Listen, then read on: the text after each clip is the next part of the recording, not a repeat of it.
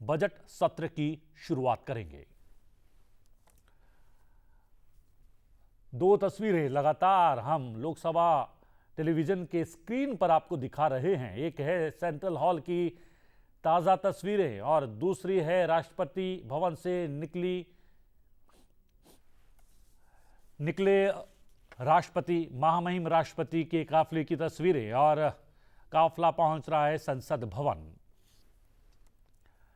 जी हां, कुछ क्षण में संसद भवन के सेंट्रल हॉल पहुंचेंगे राष्ट्रपति और अपने अभिभाषण से बजट सत्र की शुरुआत करेंगे। ये है, आपको लॉन्ग शॉट में नजर आ रहा था राष्ट्रपति भवन और अब आप देख सकते हैं पूरी स्क्रीन पर यह राष्ट्रपति का काफिला कूच करता हुआ, बढ़ता हुआ संसद भवन की ओर और कुछ ही समय में ये राष्ट्रपति का ये काफिला पहुंच जाएगा संसद भवन और संसद भवन पहुंचकर सेंट्रल हॉल आएंगे महामहिम राष्ट्रपति। अभिभाषण से बजट सत्र की शुरुआत करेंगे। दूसरी स्क्रीन पर जो दूसरी विंडो है स्क्रीन पर, उसमें आप देख सकते हैं प्रधानमंत्री नरेंद्र मोदी और लोकसभा स्पीकर सुमित्रा महाजन जी। दो तस्वीरें लगातार लाइव तस्वीरें आप देख रहे हैं टेलीविजन स्क्रीन पर,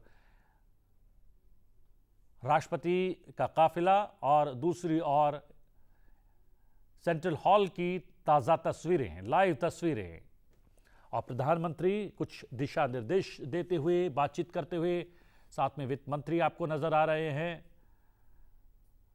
और गुलाम नबी आजाद कांग्रेस के नेता भी टेलीविजन स्क्रीन पर नजर आ रहे थे। अब एक बार फिर से एक तरफ राष्ट्रपति का काफिला नजर आ रहा है और दूसरी तरफ प्रधानमंत्री नरेंद्र मोदी और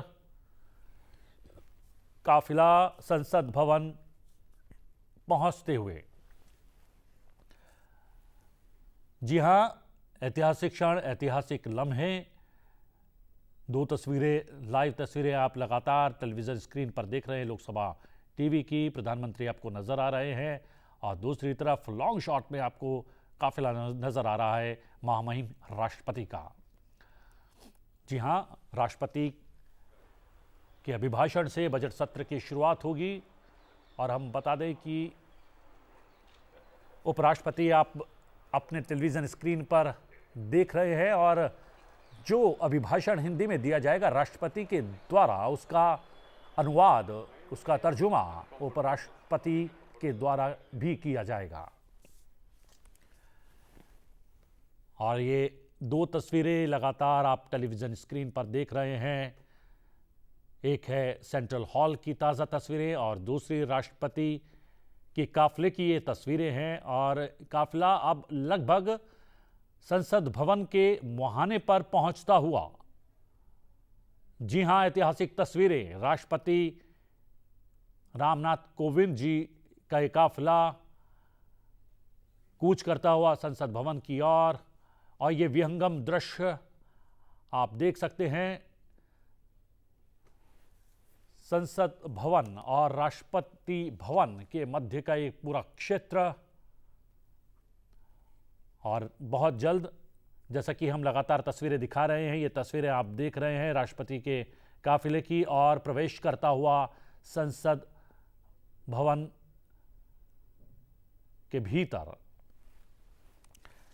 आज बजट सत्र की शुरुआत होने वाली है और इसके लिए महामहिम राष्ट्रपति पहुंच रहे हैं संसद भवन के सेंट्रल हॉल में प्रधानमंत्री नरेंद्र मोदी, उपराष्ट्रपति वेंकैया नायडू जी और लोकसभा स्पीकर सुमित्रा महाजन जी पहुंच चुके हैं। और ये आप देख सकते हैं ताज़ा तस्वीरें, राष्ट्रपति का ये काफिला संसद भवन के अंदर प्रवेश करता हुआ। विहंगम दृश्य, विहंगम तस्वीरें लोकसभा टीवी पर आप देख रहे हैं राष्ट्रपति के काफिले की और ये काफिला पहुंचता हुआ संसद भवन के भीतर और संसद भवन के सेंट्रल हॉल में महामहिम राष्ट्रपति अपने अभिभाषण से बजट सत्र की शुरुआत करेंगे। लगातार आपको तस्वीरें दिखा रहे हैं, तस्वीरें राष्ट्रपति के काफिले की और तस्वीरें सेंट्रल हॉल के अंदर की भी हम आप तक लगातार पहुंचा रहे हैं। और ये वाहन जो है जिसमें महामहिम राष्ट्रपति बैठे हैं और ये प्रवेश करता हुआ वाहन, ये प्रवेश करता हुआ काफिला महामहिम राष्ट्रपति का ये एक्सक्लूसिव तस्वीरें आप केवल लोकसभा टीवी पर देख रहे हैं। और संसद भवन के भीतर ये काफिला प्रवेश कर गया है। राष्ट्रपति का ये वाहन आपको अपने टेलीविजन स्क्रीन पर लगातार नजर आ रहा है। और अंदर पहुंचने के बाद संसद भवन के भीतर सेंट्रल हॉल पहुंचेंगे महामहिम राष्ट्रपति और वहां पहुंचकर अभिभाषण से बजट सत्र की शुरुआत करेंगे। ये एक्सक्लूसिव तस्वीरें आप लोकसभा टेलीविजन के स्क्रीन पर लगातार देख रहे हैं। राष्ट्रपति का वाहन के पीछे उनका पूरा काफिला पहुंचता हुआ संसद भवन के भीतर। जी हां, घोड़ों की टाप आपको साफ सुनाई दे रही होगी लयबद्ध तरीके से।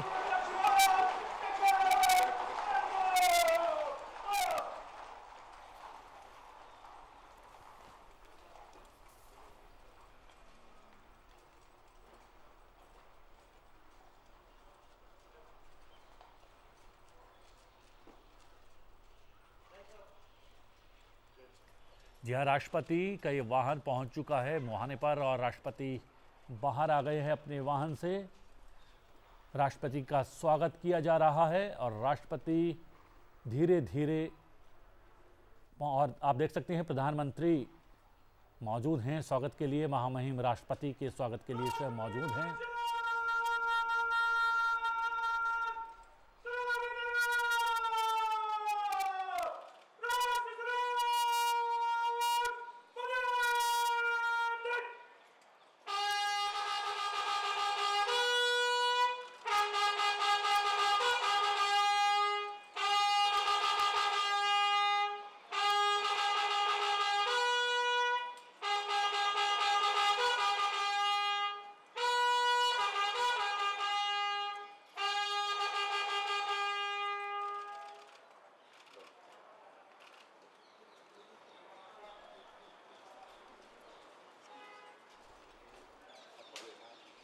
और राष्ट्रपति प्रवेश करते हुए सेंट्रल हॉल में उपराष्ट्रपति वेंकैया नायडू जी, प्रधानमंत्री नरेंद्र मोदी जी मौजूद, संसदीय कार्य मंत्री भी हैं।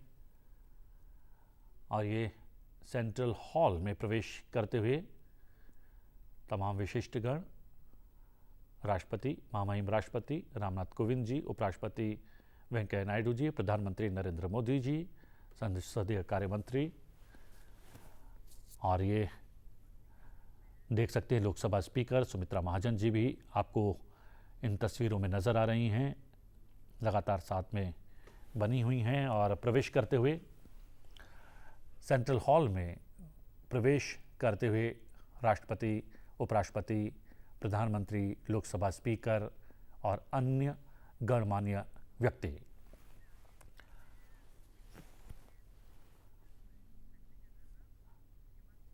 आप देख सकते हैं दोनों सदनों के सेक्रेटरी जनरल भी आपको तस्वीरों में, लाइव तस्वीरों में नज़र आ रहे हैं। और ये विहंगम तस्वीरें आप देख रहे हैं लोकसभा टेलीविज़न पर।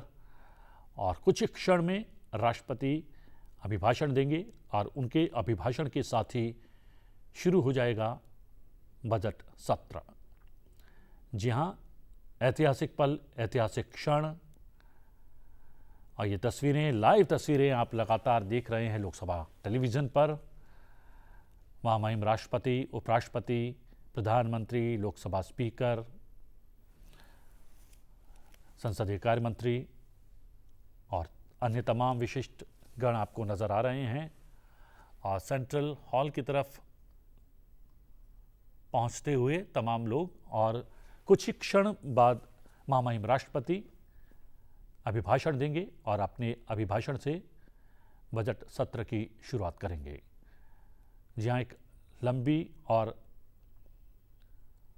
पावन परंपरा का निर्वाह करते हुए, और इस परंपरा का निर्वहन अभिभाषण से करेंगे महामहिम राष्ट्रपति, जो कि कुछ क्षणों में शुरू होगा। और सेंट्रल हॉल में प्रवेश करते हुए राष्ट्रपति, माननीय सभासदों, महामहिम राष्ट्रपति जी,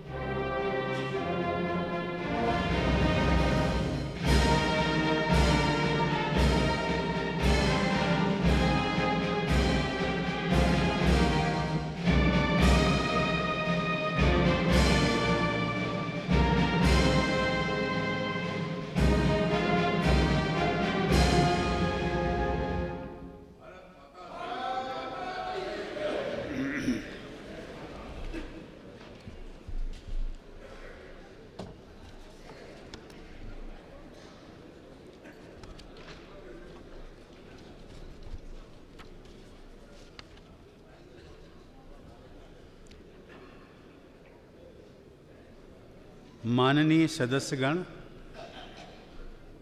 संसद के संयुक्त सत्र में आप सभी का स्वागत है। हम सभी भारतीयों ने हाल ही में पोंगल, बिहू, लोहड़ी, मकर संक्रांति और बसंत पंचमी के उत्सव मनाए हैं। गणतंत्र दिवस भी हमारा एक प्रमुख उत्सव है।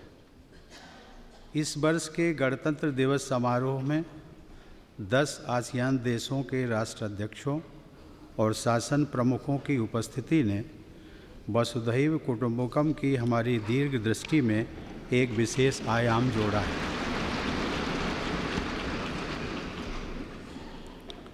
– 2018 का वर्ष नए भारत के सपने को साकार करने के लिए बहुत महत्वपूर्ण है। मेरा विश्वास है कि यहाँ उपस्थित देश के कोने कोने से आए सभी जनप्रतिनिधि हमारे देश की विकास की इस महान यात्रा को और गति देने में सक्रिय भूमिका निभाएंगे। माननीय सदस्यगण, हमारे संविधान शिल्पी बाबा साहेब डॉक्टर भीमराव अंबेडकर कहा करते थे कि सामाजिक और आर्थिक लोकतंत्र के बिना राजनैतिक लोकतंत्र स्थायी नहीं हो सकता। कमज़ोर वर्गों के लिए समर्पित मेरी सरकार संविधान में निहित इसी मूल भावना पर चलते हुए देश में सामाजिक न्याय तथा आर्थिक लोकतंत्र को सशक्त करने और आम नागरिक के जीवन को आसान बनाने के लिए कार्य कर रही है। शायद ही किसी ने सोचा हो कि शौचालय निर्माण भी सामाजिक न्याय की इस भावना को बढ़ाने में सहायक होगा। शौचालयों के निर्माण से महिलाओं की गरिमा ही नहीं बचती, बल्कि उन्हें सामाजिक न्याय का एहसास भी होता है। सामाजिक न्याय का ये आंदोलन दिन प्रतिदिन और व्यापक होता जा रहा है। हम सब का दायित्व है कि जब 2019 में राष्ट्रपिता महात्मा गांधी की 150वीं जयंती मनाई जाए, तब तक हम देश को पूरी तरह स्वच्छ बनाकर पूज्य बापू के प्रति अपनी सच्ची श्रद्धा व्यक्त करें। इस सदन में मेरे जैसे बहुत से लोग हैं जिन्होंने वर्षों तक स्वयं देखा है कि महिलाओं को किस तरह लकड़ी बीनकर चूल्हे पर खाना बनाना पड़ता था। महिलाओं और उनके बच्चों के पास धुएं भरी सांस लेने के सिवाय कोई और विकल्प नहीं था। इसी वजह से वे अनेक बीमारियां और कष्ट सहन करते थे। ऐसी गरीब महिलाओं को प्रधानमंत्री उज्ज्वला योजना ने सुविधा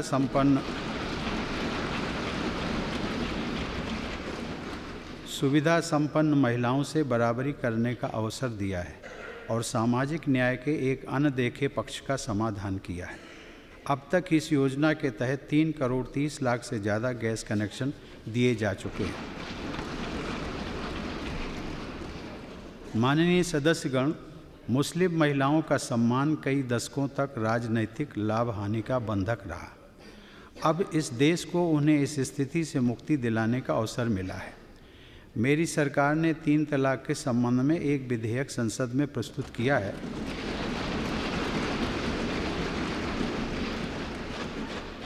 मैं आशा करता हूं कि संसद शीघ्र ही इसे कानूनी रूप देगी।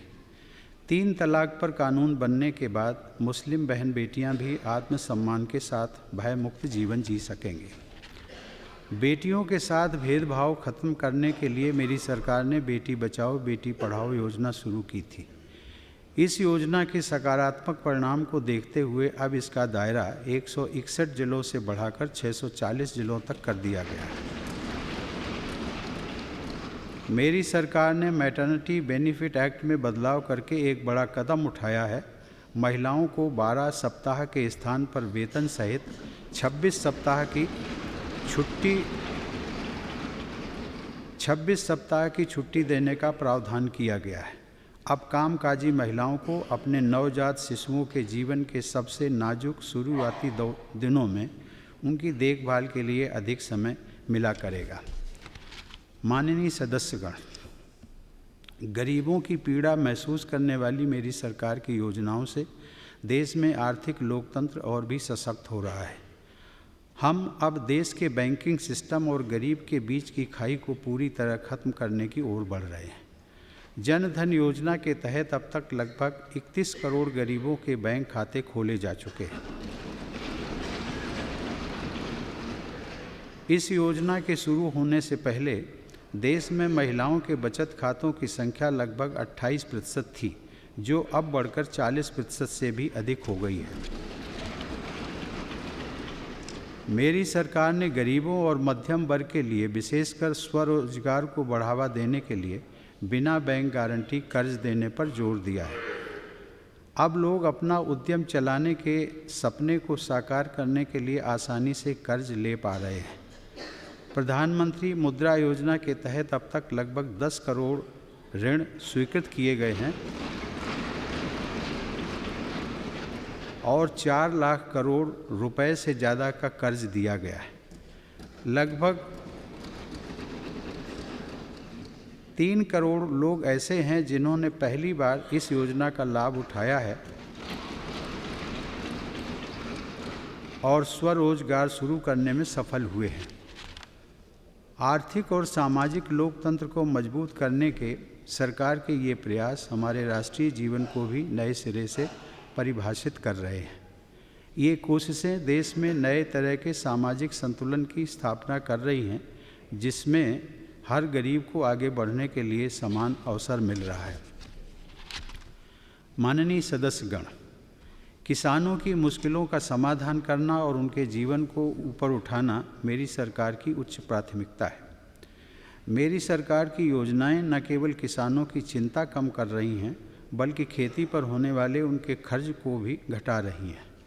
सरकार की नीतियों और किसानों की कड़ी मेहनत का ही परिणाम है कि देश में 275 मिलियन टन से ज़्यादा खाद्यान्न और लगभग 300 मिलियन टन फलों सब्जियों का रिकॉर्ड उत्पादन हुआ है। मेरी सरकार किसानों की आय को 2022 तक दोगुना करने के लिए प्रतिबद्ध है। किसानों को उनकी पैदावार की उचित कीमत मिल सके, इसके लिए देश की कृषि मंडियों को ऑनलाइन जोड़ने का कार्य जारी है। इनाम पोर्टल पर अब तक 36,000 करोड़ रुपए से अधिक की कृषि वस्तुओं का व्यापार किया जा चुका है। दशकों से लंबित 99 सिंचाई परियोजनाओं को पूरा करने का काम भी प्रगति पर है। दलहन और तिलहन क्षेत्र के उत्पादन बोनस के माध्यम से भी सरकार किसानों के हितों की रक्षा कर रही है। दालों के लिए बनाई गई नई नीति की वजह से पिछले वर्ष की तुलना में दाल के उत्पादन में 38% से अधिक की बढ़ोतरी हुई है, जो एक रिकॉर्ड है। किसानों की उपज बाजार तक पहुंचने से पहले क्षतिग्रस्त ना हो, देश में कृषि उत्पादों की बर्बादी ना हो, इस उद्देश्य से प्रधानमंत्री किसान संपदा योजना शुरू की गई है। इसके तहत कृषि क्षेत्र में सप्लाई चेन और इंफ्रास्ट्रक्चर का आधुनिकीकरण किया जा रहा है। किसानों की आय बढ़ाने के लिए डेयरी सेक्टर में 11,000 करोड़ रुपए की डेयरी प्रसंस्करण और अवसंरचना विकास निधि के द्वारा एक महत्वाकांक्षी योजना प्रारंभ की गई है। मेरी सरकार की नीतियों की वजह से जहां एक तरफ यूरिया का उत्पादन बढ़ा है, वहीं 100% नीम कोटिंग के बाद यूरिया की कालाबाजारी भी रुकी है। गोरखपुर, बरौनी, सिंदरी, तालचेर और रामागुंडम में उर्वरक कारखानों को फिर से शुरू कराने की दिशा में तेजी से काम किया जा रहा है। माननीय सदस्यगण, गरीबों, किसानों और वरिष्ठ नागरिकों के जीवन में आर्थिक असुरक्षा की भावना को दूर करने के लिए मेरी सरकार संवेदनशील और सक्रिय है। प्रधानमंत्री फसल बीमा योजना के तहत किसानों को सस्ती और सरल बीमा सेवा उपलब्ध कराई जा रही है। वर्ष 2017 के दौरान रबी और खरीफ की फसलों के लिए 5 करोड़ 71 लाख किसानों को इस योजना के तहत सुरक्षा कवच प्रदान किया गया है। इसी तरह मेरी सरकार ने गरीबों को 1 रुपये प्रति महीना और 90 पैसे प्रतिदिन के प्रीमियम पर बीमा योजनाएं सुलभ कराई है। अब तक 18 करोड़ से ज़्यादा गरीब प्रधानमंत्री सुरक्षा बीमा योजना और प्रधानमंत्री जीवन ज्योति बीमा योजना से जुड़ चुके हैं। इन योजनाओं के तहत गरीबों को लगभग 2000 करोड़ रुपए की क्लेम राशि मिल चुकी है। बुजुर्गों की सामाजिक सुरक्षा के लिए भी मेरी सरकार वचनबद्ध है। अटल पेंशन योजना के तहत लगभग 80 लाख वरिष्ठ नागरिक लाभान्वित हो रहे हैं। माननीय सदस्यगण, एकात्म मानववाद के प्रणेता दीनदयाल उपाध्याय के दिखाए रास्ते पर चलते हुए मेरी सरकार देश में ऐसी व्यवस्थाएं विकसित कर रही है जिनसे समाज की आखिरी पंक्ति में खड़े व्यक्ति को भी लाभ हो रहा है। देश भर में लगभग 2,70,000 कॉमन सर्विस सेंटर बनाए गए हैं जो सस्ती दरों पर देश के दूर दराज वाले इलाकों में भी विभिन्न सेवाओं की डिजिटल डिलीवरी कर रहे हैं। भारत नेट परियोजना के तहत देश की 2.5 लाख ग्राम पंचायतों को ब्रॉडबैंड कनेक्टिविटी से जोड़ने का कार्य किया जा रहा है। पहले चरण में 1 लाख से अधिक पंचायतों को जोड़ा जा चुका है। यह योजना ई हेल्थ, ई एजुकेशन, ई गवर्नेंस और ई कॉमर्स को देश के हर गांव तक ले जाने में अहम भूमिका निभाएगी। गरीबों के जीवन में उजाला फैलाने और उन्हें विकास की राह पर चलने के लिए समर्थ बनाने के लिए मेरी सरकार सौभाग्य योजना के तहत 4 करोड़ गरीबों को बिजली कनेक्शन दे रही है। मेरी सरकार समाज के हर तबके तक विकास पहुंचाने की इसी सोच के साथ प्रधानमंत्री ग्रामीण सड़क योजना का कार्य और तेज़ी से आगे बढ़ा रही है। 2014 में केवल 56% गाँव ही सड़क संपर्क से जुड़े थे। अब 82% से ज़्यादा गांव सड़कों से जुड़ चुके हैं, जिनमें से अधिकांश दूर दराज और दुर्गम इलाकों में हैं। हमारा लक्ष्य 2019 तक देश के प्रत्येक गांव को सड़क संपर्क से जोड़ देने का है। हर गरीब को भरपेट भोजन मिले, इसके लिए कानून के उद्देश्य को प्रभावी बनाना अनिवार्य है। नेशनल फूड सिक्योरिटी एक्ट के तहत देश के सभी राज्यों में सस्ती दरों पर खाद्यान्न देने की व्यवस्था को पारदर्शी और लीकेज प्रूफ बनाया जा रहा है। माननीय सदस्यगण, समाज के प्रत्येक कमजोर एवं वंचित वर्ग का उत्थान एवं सम्मान मेरी सरकार की प्राथमिकता है। समाज के प्रत्येक वर्ग की आकांक्षाओं के प्रति संवेदनशील मेरी सरकार ने राष्ट्रीय पिछड़ा वर्ग आयोग को संवैधानिक दर्जा देने के लिए संविधान संशोधन विधेयक पेश किया है। पिछड़े वर्ग में भी अति पिछड़ों को उच्च शिक्षा और नियुक्तियों का लाभ सुलभ कराने के लिए पिछड़े वर्ग के उप श्रेणीकरण के अध्ययन हेतु आयोग का गठन किया गया है। आदिवासियों द्वारा एकत्र किए जाने वाले कई वन उत्पादों के न्यूनतम समर्थन मूल्य को बढ़ा दिया गया है। देश के विभिन्न आदिवासी क्षेत्रों, खासकर उत्तर पूर्व में लाखों लोगों का जीवन बांस से जुड़े उद्योग पर आधारित है। पेड़ की श्रेणी में रखे जाने के कारण बांस का जीविकोपार्जन के लिए उपयोग कर पाना मुश्किल था। इन मुश्किलों को ध्यान में रखते हुए मेरी सरकार ने बांस को पेड़ की श्रेणी से हटा दिया है।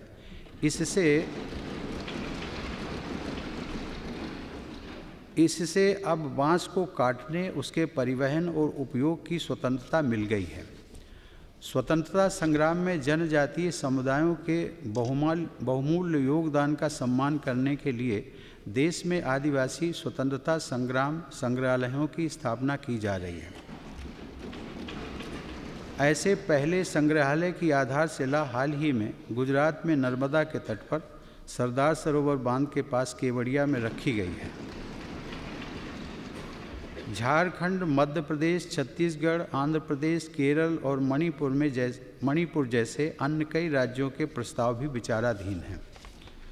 माननीय सदस्यगण, हमारे देश में 2.5 करोड़ से अधिक दिव्यांगजन हैं। मेरी सरकार पूरी संवेदनशीलता के साथ उनके सशक्तिकरण और आर्थिक समावेश के लिए निरंतर कार्यरत है।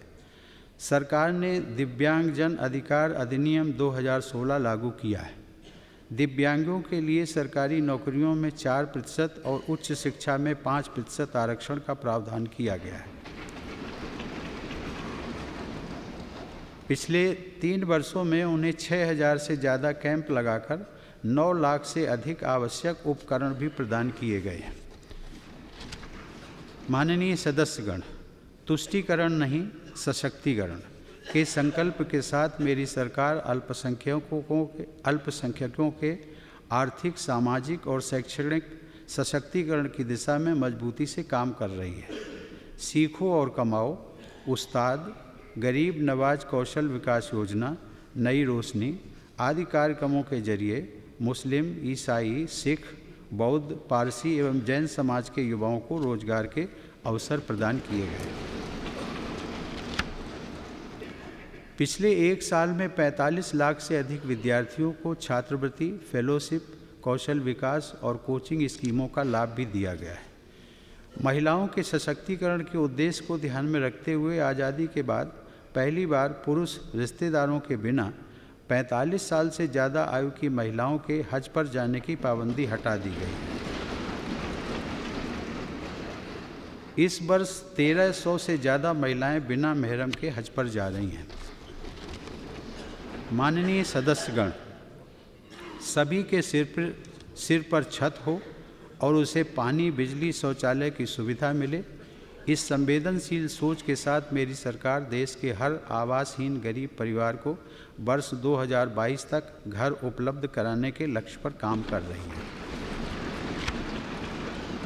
पिछले 3.5 वर्षों में शहरी और ग्रामीण इलाकों में 93 लाख से अधिक घरों का निर्माण किया गया है। प्रधानमंत्री आवास योजना शहरी के अंतर्गत गरीबों को घर बनाने के लिए ब्याज दर में 6% की राहत दी जा रही है। पहली बार मध्यम वर्ग को ध्यान में रखते हुए 2 नई योजनाएं भी शुरू की गई हैं।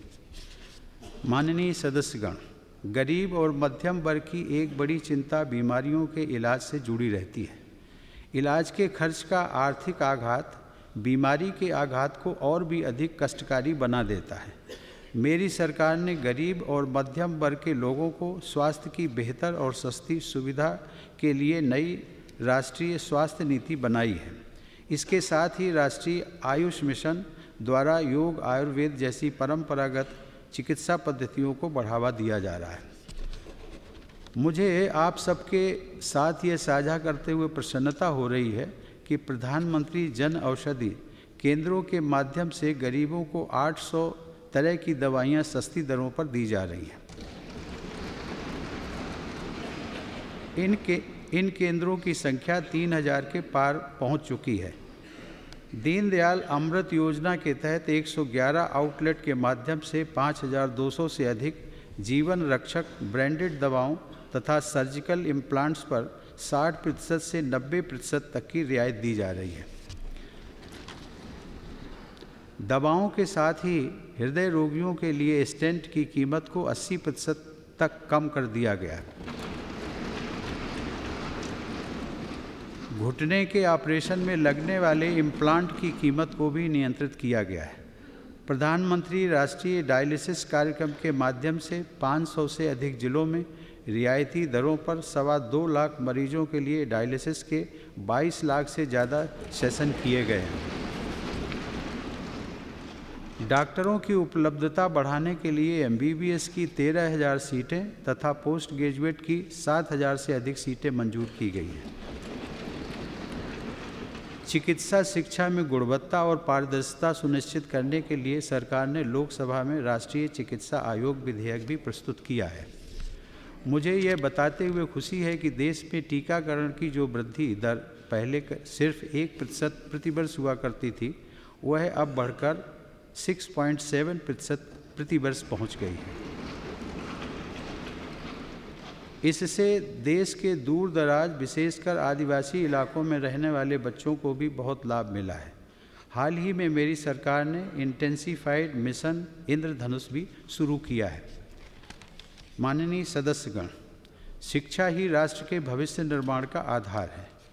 मेरी सरकार देश में स्कूली शिक्षा और उच्च शिक्षा व्यवस्था को मजबूत और आधुनिक बनाने के लिए प्रतिबद्ध है। मेरी सरकार द्वारा अटल इनोवेशन मिशन के तहत 2400 से ज़्यादा अटल टिंकरिंग लैब्स को स्वीकृति दी जा चुकी है ताकि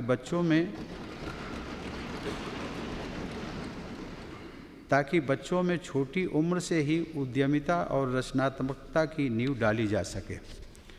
मेरी सरकार ने देश में उच्च शिक्षण संस्थाओं की समस्त परीक्षाओं के आयोजन के लिए एक स्वायत्त परीक्षा संगठन नेशनल टेस्टिंग एजेंसी के गठन को मंजूरी दी है।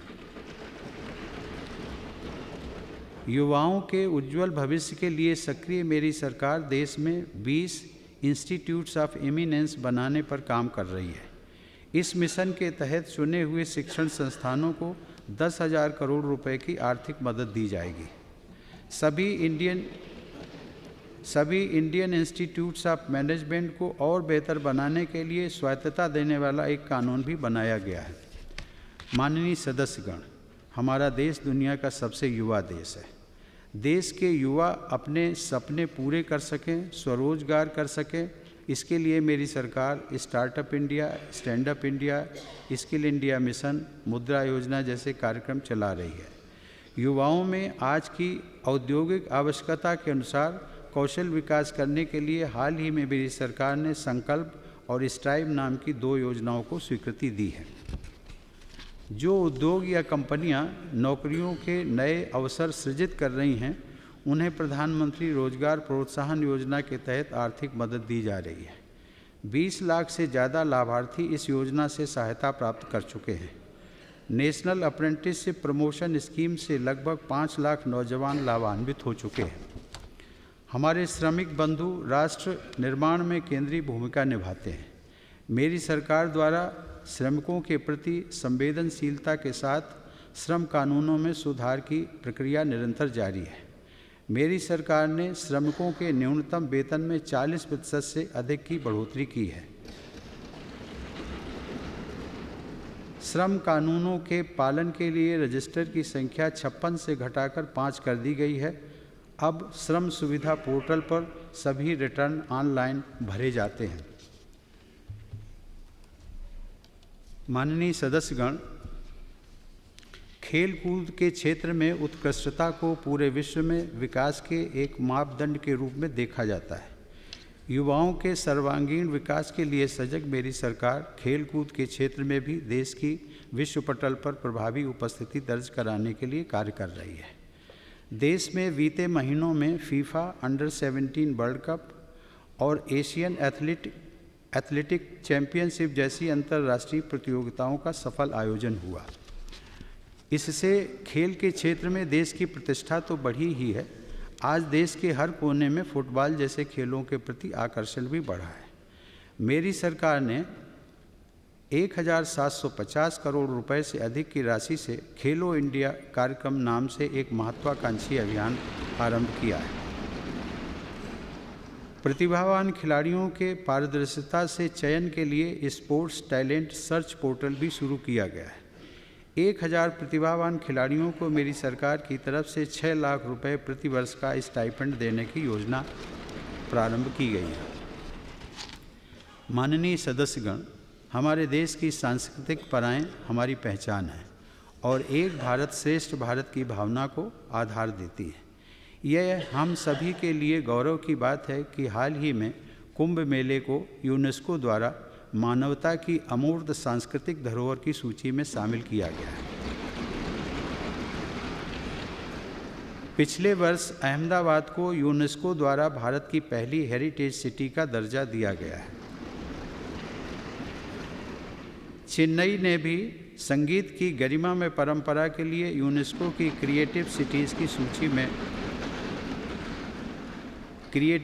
की सूची में स्थान प्राप्त किया है। स्वदेश दर्शन और अमृत योजना जैसे कार्यक्रमों के माध्यम से मेरी सरकार ऐतिहासिक विरासतों को सहेजने और उन्हें संवारने के लिए निरंतर प्रयासरत है। माननीय सदस्यगण, देश के विकास के लिए किसानों, मछुआरों, विद्यार्थियों, वैज्ञानिकों तक सही समय में सही जानकारी पहुंचाने के लिए हमारे अंतरिक्ष कार्यक्रम का बहुत बड़ा योगदान है। इस दिशा में भारत का महत्वाकांक्षी अंतरिक्ष कार्यक्रम राष्ट्रीय विकास तथा क्षेत्रीय और अंतर्राष्ट्रीय सहयोग की नित नई उपलब्धियां हासिल कर रहा है। दुनिया में पहली बार इसरो ने एक बार में 140 सैटेलाइटों को सफलतापूर्वक प्रक्षेपित किया।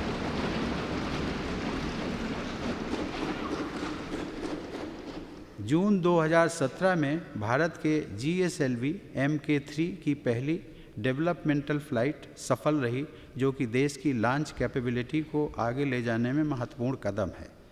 पिछले वर्ष 5 मई को इसरो द्वारा दक्षिण एशियाई सैटेलाइट का प्रक्षेपण किया गया। इस प्रक्षेपण के साथ भारत ने पड़ोसी देशों के साथ अपनी तकनीकी क्षमताओं के लाभों को साझा करने की प्रतिबद्धता को दर्शाया है। इस वर्ष 12 जनवरी को इसरो ने PSLV C-40 का सफल प्रक्षेपण करके देश का मान बढ़ाया है।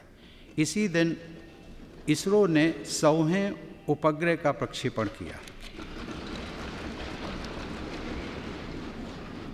माननीय सदस्यगण, डिजिटल कनेक्टिविटी के आधुनिक दौर में हमारे देशवासी, हमारी भावी पीढ़ी डिजिटल टेक्नोलॉजी की ताकत का उपयोग कर सकें, इसके लिए मेरी सरकार लगातार प्रयासरत है। डिजिटल इंडिया मिशन गरीबों एवं वंचितों को सम्मानपूर्वक उनका अधिकार दिलाने के लिए एक मील का पत्थर साबित हो रहा है। प्रधानमंत्री ग्रामीण डिजिटल साक्षरता अभियान के अंतर्गत मेरी सरकार विश्व का सबसे बड़ा डिजिटल साक्षरता कार्यक्रम चला रही है। इस कार्यक्रम के तहत अभी तक 1 करोड़ लोगों को डिजिटल रूप में साक्षर कर दिया गया है। डिजिटल लेन देन को बढ़ावा देने में भीम ऐप बड़ी भूमिका निभा रहा है। हाल ही में लॉन्च किए गए उमंग ऐप द्वारा 100 से ज़्यादा जन सुविधाओं को मोबाइल पर उपलब्ध कराया गया है। आधार द्वारा गरीब लाभार्थियों को उन्हें मिलने वाली सुविधाएं बिना बिचौलियों के सीधे पहुंच रही हैं। वर्तमान सरकार की 400 से अधिक योजनाओं में डिजिटल भुगतान किया जा रहा है। इसकी वजह से सरकारी लाभ सही व्यक्ति को मिलना संभव हुआ है और अब तक 57,000 करोड़ रुपए से ज़्यादा की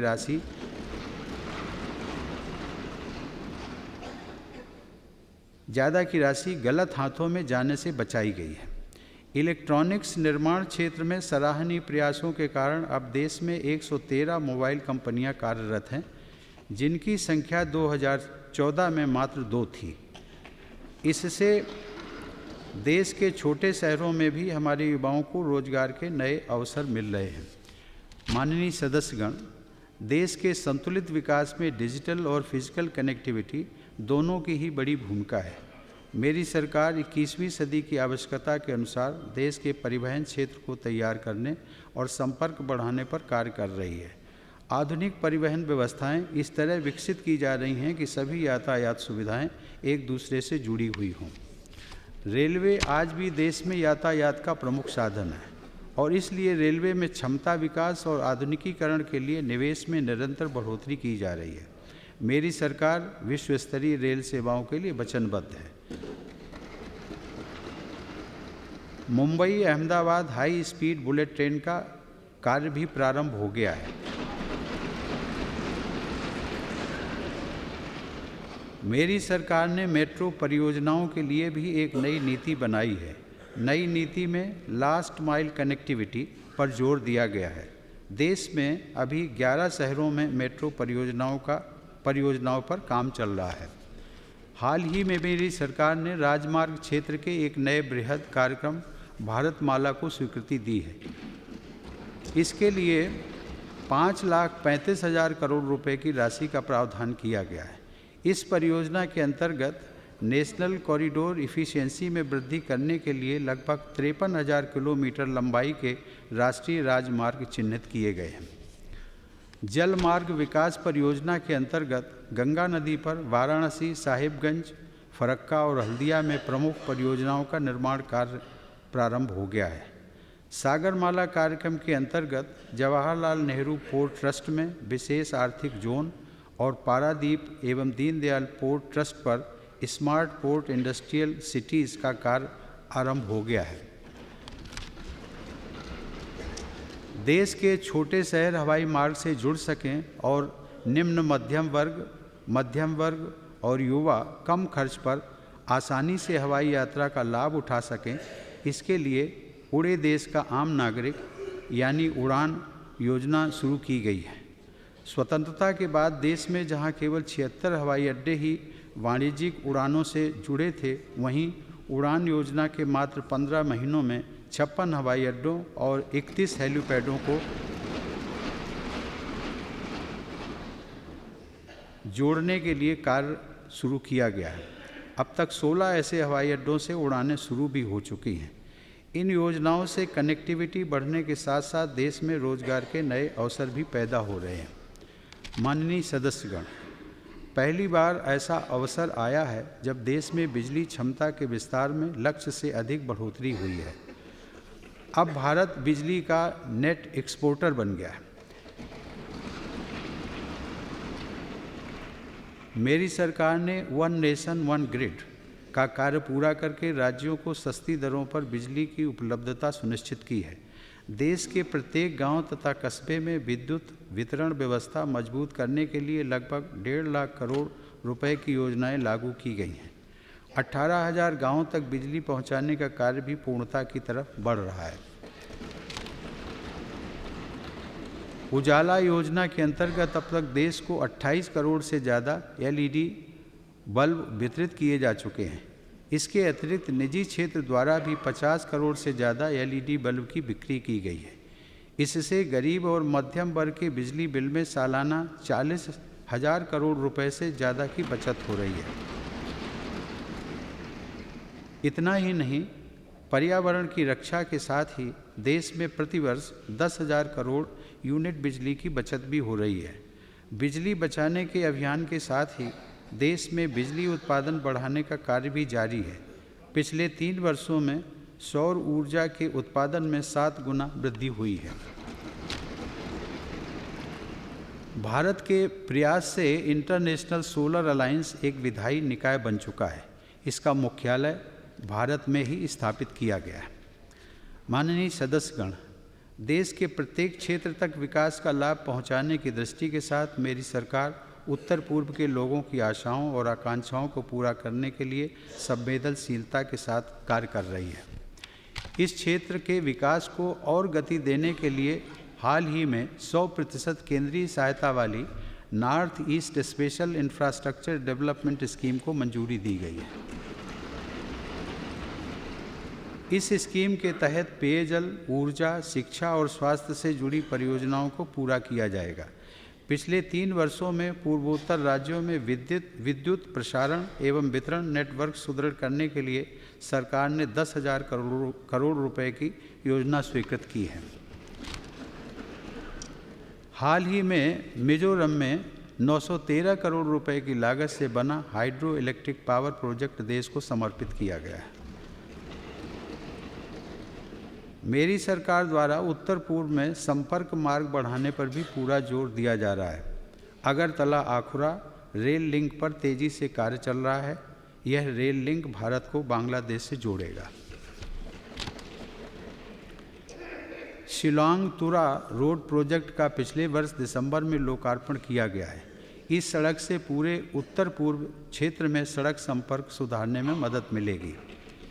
पिछले वर्ष देश के सबसे लंबे नदी पुल ढोला सादिया को भी राष्ट्र को समर्पित किया गया है। इस पुल ने असम और अरुणाचल प्रदेश के बीच की दूरी 165 किलोमीटर कम कर दी है। मेरी सरकार द्वारा बराक नदी को राष्ट्रीय जलमार्ग 16 के तौर पर विकसित करने का फैसला भी लिया गया है। माननीय सदस्यगण, केंद्र सरकार और राज्य सरकारों के नियमित प्रयासों के कारण देश की आंतरिक सुरक्षा में उल्लेखनीय सुधार हुआ है। पूर्वोत्तर में सुरक्षा स्थिति में भी बदलाव आया है। नक्सली माओवादी हिंसा की घटनाओं में भी कमी आई है। इसके लिए इन क्षेत्रों के जागरूक निवासी और हमारे सैन्य, अर्धसैन्य बल और हमारे पुलिस बल बधाई के पात्र हैं। हम अपने उन सभी प्रहरियों की सराहना करते हैं और जो शहीद हुए हैं उन्हें श्रद्धांजलि अर्पित करते हैं। जम्मू और कश्मीर के अंदरूनी इलाकों में आतंकवादी हिंसा सीमा पार से होने वाली घुसपैठ से सीधे सीधे जुड़ी है। हमारे सैन्य और अर्धसैन्य बल तथा जम्मू कश्मीर पुलिस आपस में बेहतर तालमेल के साथ इस हिंसा का उपयुक्त जवाब दे रहे हैं। मेरी सरकार ने उन लोगों के साथ बातचीत का रास्ता खुला रखा है जो हिंसा छोड़ना चाहते हैं और भारतीय संविधान में आस्था रखते हुए मुख्य धारा से जुड़ना चाहते हैं। नक्सली माओवादी विचारधारा से प्रभावित युवा पिछले 3 वर्षों के दौरान सर्वाधिक संख्या में समर्पण करके मुख्यधारा में आए हैं। हाल ही में मेरी सरकार ने पुलिस बलों के आधुनिकीकरण के लिए 18,000 करोड़ रुपए से ज़्यादा की योजना को मंजूरी दी है। डिफेंस मैन्युफैक्चरिंग सेक्टर में स्ट्रैटेजिक पार्टनरशिप से संबंधित नीति को भी अंतिम रूप दे दिया गया है। इससे प्रमुख डिफेंस प्लेटफॉर्म्स और इक्विपमेंट्स के निर्माण में निजी क्षेत्र की अधिक से अधिक भागीदारी और रोजगार सृजन को बढ़ावा मिलेगा। मेरी सरकार ने वन रैंक वन पेंशन के अपने वचन को पूरा करते हुए 20 लाख से ज़्यादा सेवानिवृत्त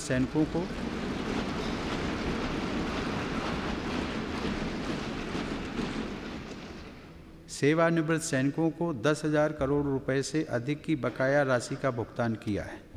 माननीय सदस्यगण, मानवता की सेवा भारत की सांस्कृतिक विरासत का अभिन्न अंग रहा है। चाहे नेपाल में भूकंप हो या श्रीलंका में बाढ़ की आपदा या मालदीव में पेयजल का संकट, इन्हीं मूल्यों के कारण भारत हमेशा फर्स्ट रिस्पॉन्डर के रूप में उपस्थित रहा है।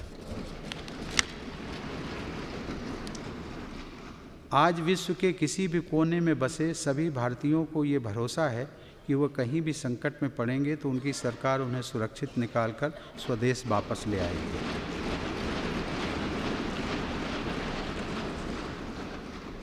वर्ष 2014 के बाद से विदेश में संकट में फंसे 90,000 से अधिक भारतीयों को वापस लाया गया है। मेरी सरकार के सफल राजनयिक प्रयासों के कारण विश्व में भारत को एक नया सम्मान प्राप्त हुआ है, जिसके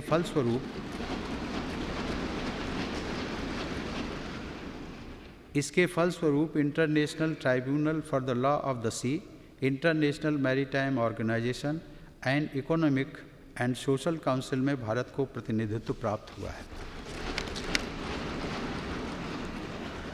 इंटरनेशनल कोर्ट ऑफ जस्टिस का चुनाव तो काफ़ी रोचक रहा, जिसमें अंततोगत्वा भारत ने सफलता पाई।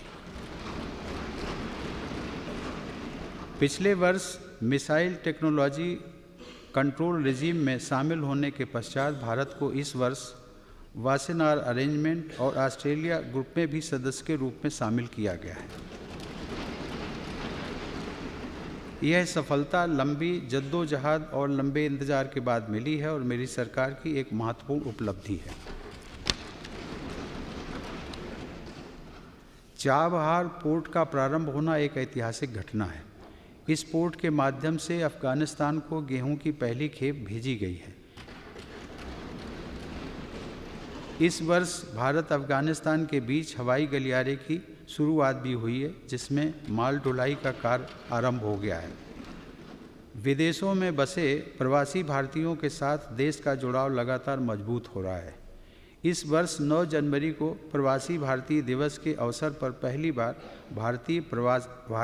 प्रवासी भारतीय सांसदों का सम्मेलन आयोजित किया गया, जिसमें 24 देशों के जनप्रतिनिधियों ने भाग लिया। विदेश मंत्रालय ने डाक विभाग मंत्रालय के साथ मिलकर देश में पासपोर्ट सेवाओं का विस्तार करने का एक बृहद कार्यक्रम आरंभ किया है। इस कार्यक्रम के अंतर्गत अब तक 251 पासपोर्ट सेवा केंद्रों को मंजूरी दी जा चुकी है और इनमें से 60 केंद्र काम करना शुरू कर चुके हैं। माननीय सदस्यगण, देश के विकास को और अधिक ठोस आधार देने के लिए मेरी सरकार ने आर्थिक संस्थाओं को मजबूत करने का काम प्राथमिकता के तौर पर किया है। इसी का परिणाम है कि धीमी वैश्विक आर्थिक विकास दर के बावजूद भारत की विकास दर प्रभावशाली रही है। अर्थव्यवस्था में 2016-17 की पहली तिमाही से जीडीपी विकास में अस्थायी मंदी रही। वर्ष 2017-18 की दूसरी तिमाही में इस गिरावट में बदलाव आया। पिछले 3.5 वर्षों में मुद्रास्फीति की दर, करंट अकाउंट डेफिसिट और फिस्कल डेफिसिट औसतन कम हुए हैं। वर्ष 2017 में विदेशी मुद्रा भंडार 410 बिलियन अमेरिकी डॉलर के स्तर से ऊपर चला गया। मेरी सरकार की प्रभावी नीतियों के कारण प्रत्यक्ष विदेशी निवेश भी पिछले 3 वर्षों के दौरान 36 बिलियन अमेरिकी डॉलर से बढ़कर 60 बिलियन अमेरिकी डॉलर तक पहुंच गया है। माननीय सदस्यगण, नागरिकों की समस्याओं का समाधान करने के लिए प्रक्रियाओं का सरलीकरण मेरी सरकार की प्राथमिकता है। पिछले 3 वर्षों में 1428 अनावश्यक कानून समाप्त किए जा चुके हैं और यह प्रक्रिया निरंतर जारी है। ठोस और समावेशी विकास की दिशा में मेरी सरकार ने देश में ईमानदारी को संस्थागत करने का महत्वपूर्ण काम किया है और पारदर्शी व्यवस्थाओं की स्थापना कर रही है। देश के आर्थिक एकीकरण के लिए मेरी सरकार ने स्वतंत्रता के बाद का सबसे बड़ा टैक्स सुधार गुड्स एंड सर्विस टैक्स के रूप में किया है। कीमतों के कम होने का लाभ उपभोक्ताओं तक पहुंच सके, इसके लिए मेरी सरकार द्वारा नेशनल एंटी प्रॉफिटियरिंग अथॉरिटी का गठन भी किया गया है। मेरी सरकार बैंकिंग व्यवस्था को मजबूत करने और उसमें पारदर्शिता लाने के लिए भी प्रतिबद्ध है। इसके लिए 2 लाख करोड़ रुपए से अधिक के पूंजी निवेश के साथ सार्वजनिक क्षेत्र के बैंकों का रिकैपिटलाइजेशन करने का निर्णय भी किया गया है। भ्रष्टाचार के खिलाफ हमारी लड़ाई जारी है। इस कड़ी में पिछले 1 वर्ष में लगभग 3.5 लाख संदिग्ध कंपनियों का रजिस्ट्रेशन रद्द किया जा चुका है। सरकारी खरीद की प्रक्रिया में पारदर्शिता लाने और अधिकतम उद्यमियों को अवसर देने के लिए मेरी सरकार ने गवर्नमेंट ई मार्केट प्लेस यानी जेम नाम की एक नई व्यवस्था स्थापित की है। जेम पोर्टल की मदद से देश का छोटे से छोटा उद्यमी भी सरकार को अपना उत्पाद बेचने में सक्षम हुआ है। सरकारी खरीद में मेक इन इंडिया को प्राथमिकता देने के लिए नई नीति बनाई गई है। इस नीति से घरेलू उत्पादों के निर्माण और सेवाओं में वृद्धि होगी, जिससे रोजगार के नए अवसर भी बनेंगे। केंद्र सरकार व्यापार के लिए सुविधाजनक वातावरण तैयार करने के लिए राज्यों के साथ मिलकर काम कर रही है। मेरी सरकार की इन कोशिशों के कारण ही 3 वर्षों में भारत वर्ल्ड बैंक की ईज़ ऑफ डूइंग बिजनेस की रैंकिंग में 142 से 100वीं रैंक पर पहुंच गया।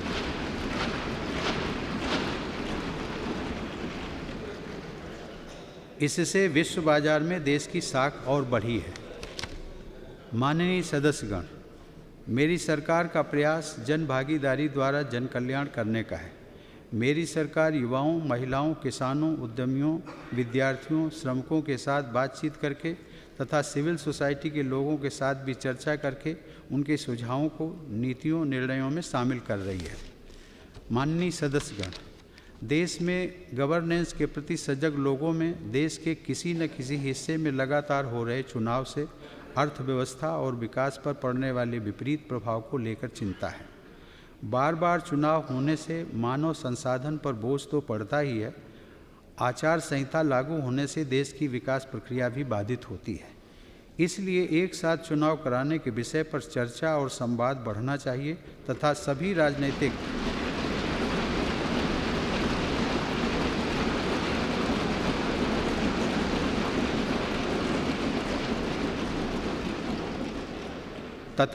राजनीतिक दलों के बीच सहमति बनाई जानी चाहिए। माननीय सदस्यगण, राष्ट्र निर्माण एक अनवरत प्रक्रिया है जिसमें देश के हर व्यक्ति की अपनी अपनी भूमिका है। हम सभी का कर्तव्य है कि देश के सम्मुख अनुकरणीय आचरण प्रस्तुत करें। राष्ट्र निर्माण से जुड़े लक्ष्य समय पर पूरे हों, यह दायित्व हम सभी का है। 2022 में जब हमारा देश स्वतंत्रता के 75 वर्ष का पर्व मनाएगा, तब तक इन लक्ष्यों की प्राप्ति न सिर्फ स्वतंत्रता सेनानियों और राष्ट्र निर्माताओं के सपने पूरा करेगी, बल्कि नए भारत का आधार भी मजबूत करेगी। नए भारत का सपना किसी एक राजनीतिक दल या संगठन का नहीं है। यह देश के 130 करोड़ लोगों की आशाओं, आकांक्षाओं को परिलक्षित करता है। इस सपने को पूरा करने के लिए हम सभी को मिलकर पूरे समर्पण के साथ काम करना होगा। आइए हम सब मिलकर अपने संविधान के समता और बंधुता के आदर्शों को प्राप्त करने के लिए एक साथ चलें, एक दिशा में चलें, एक निष्ठा से चलें।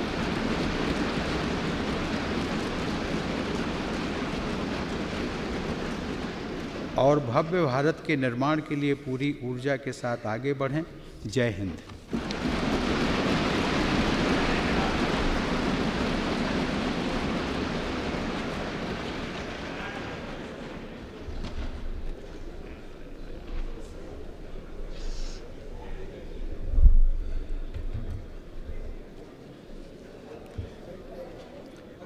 Honorable President, you have just now addressed the joint sitting of both the Houses of Parliament. I may be permitted to read a few starting and ending paragraphs from the English version of your address, and the rest of the address may be considered as read. Honorable members, I welcome you all to this joint sitting of the two Houses of Parliament. We have all recently celebrated the festivals of Pongal, Makar Sankranti, Bihu, Lohri, and Vasanta Panchami. For us, the Republic Day is also a major festival. The presence of heads of states and governments of 10 Asian countries during this year's Republic Day celebration added a special dimension to our vision of Vasudhaiva Kutumbakam. 2018 is an important year for realizing our vision of New India. I am confident that the people's representatives present here who have come from different parts of the country would play an active role in accelerating this great journey for the development of our nation. Honorable members, the architect of our Constitution, Dr. Babasaheb Bhimrao Ramji Ambedkar, used to say that political democracy cannot survive without social and economic democracy. Guided by this fundamental spirit of what has been said, we are moving forward. Nation building is a continuous process in which each citizen of the country has a role to play. It is our responsibility to exhibit exemplary conduct before the nation. The completion of time-bound goals towards nation building is our collective responsibility. Attaining these goals by 2022, when the nation celebrates the 75th year of independence, would not only fulfill the dream of our freedom fighters and founding fathers, but also strengthen the foundations of New India. Dream of New India does not belong to one political party or organization. It is an embodiment of these aspirations and expectations of 130 crore countrymen. To fulfill this dream, we all have to work together with complete dedication. Come, let us all work towards achieving the ideals of equality, fraternity, enshrined in our Constitution. Let us move ahead together in one direction with full commitment and energy towards creating a glorious India. Jai Hind.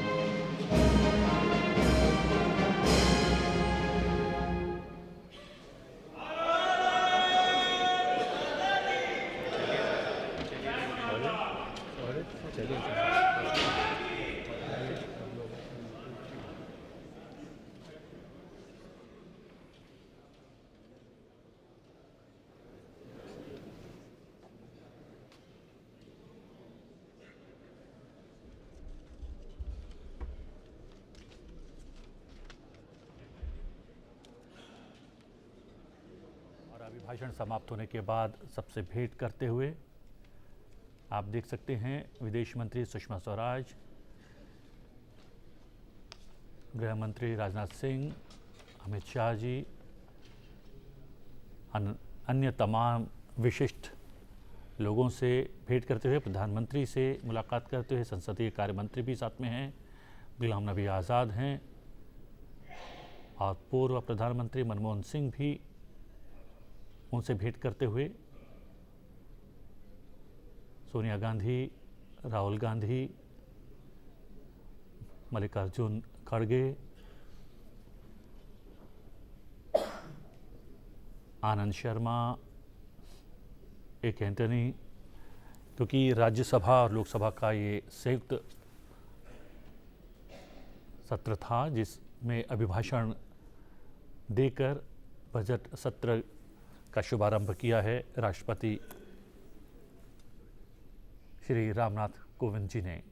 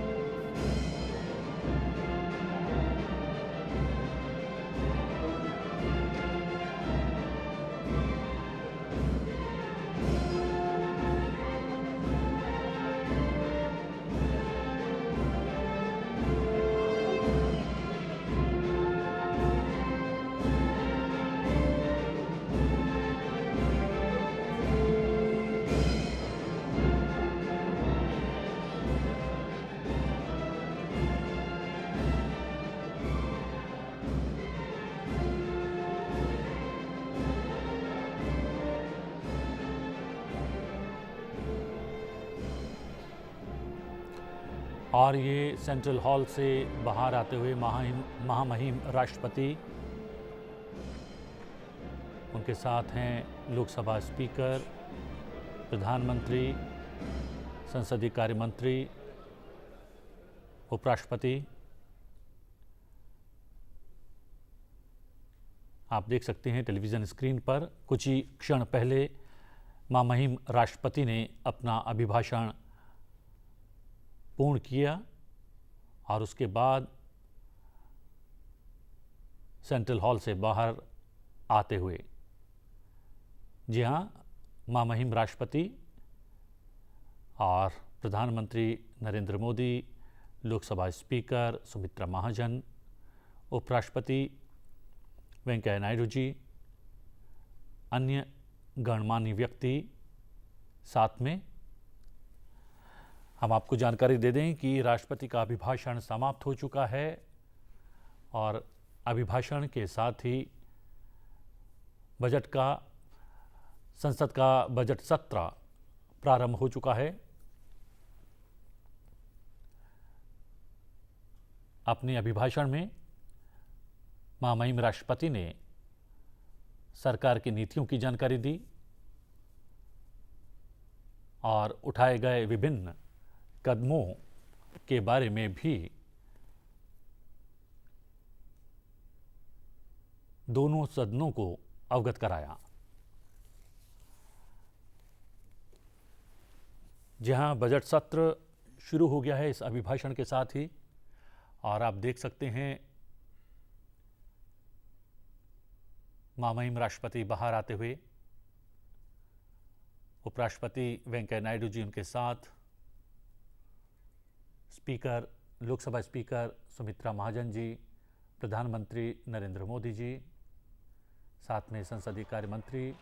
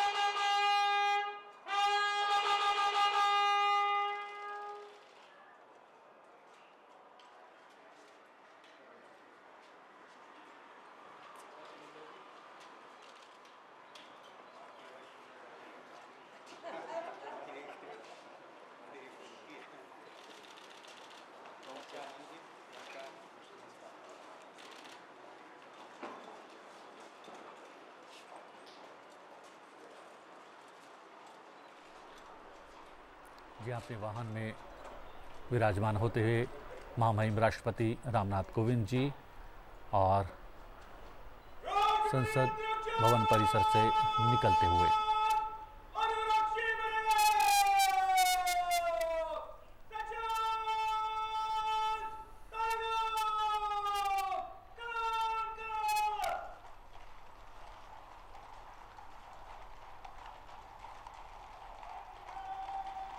राष्ट्रपति का काफिला संसद भवन से वापस जाता हुआ। कुछ क्षण पहले राष्ट्रपति ने अपना अभिभाषण दिया और बजट सत्र की बाकायदा शुरुआत की।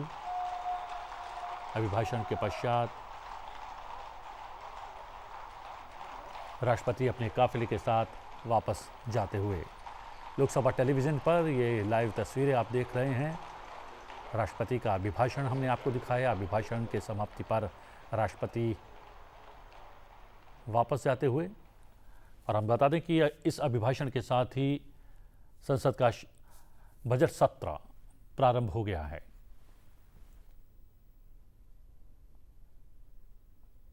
राष्ट्रपति का काफिला आप देख सकते हैं। कुछ देर पहले हमने दिखाया था कि किस तरीके से राष्ट्रपति भवन से राष्ट्रपति का काफिला संसद भवन पहुंचा। और अब उपराष्ट्रपति भी राष्ट्रपति के अभिभाषण के पश्चात सेंट्रल हॉल से निकलकर वाहन में बैठते हुए